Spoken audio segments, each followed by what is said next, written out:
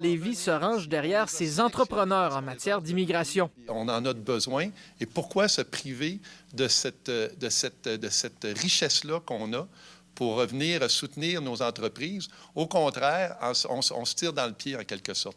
Présent autour du maire Blaney vendredi matin, des élus, des entrepreneurs et des immigrants comme Jafar Amrouni et sa conjointe qui se retrouvent dans une rue sans issue. On va être deux à quitter dans 2 semaines.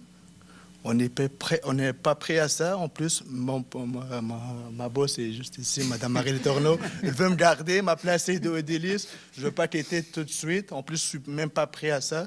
Depuis la suppression définitive du programme de l'expérience québécoise, le maire dénonce l'attitude des gouvernements. C'est à travers une situation qu'on peut en régler plusieurs, mais on n'a pas...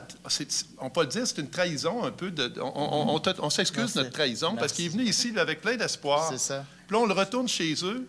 C'est inacceptable. Mais d'un côté comme de l'autre, on se renvoie la balle. Au fédéral, on rappelle que la province a le pouvoir exclusif de sélectionner la majorité des immigrants et que la décision de donner la résidence permanente lui revient.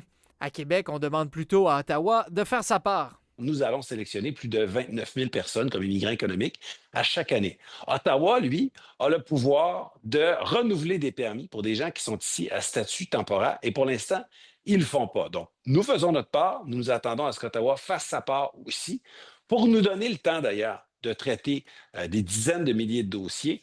Mais cet avocat spécialisé en immigration croit que le temps va manquer pour plusieurs personnes comme Jafar. On dit quelle est la solution? Il n'y en a plus beaucoup de solutions, là. On est venu tranquillement élaguer toutes les solutions qui existaient, puis tout le monde, à la fin, se retrouve perdant. Il y a la famille que vous voyez, il y a les employeurs aussi qui se retrouvent perdants. Ici Philippe Lheureux, Radio-Canada, Québec.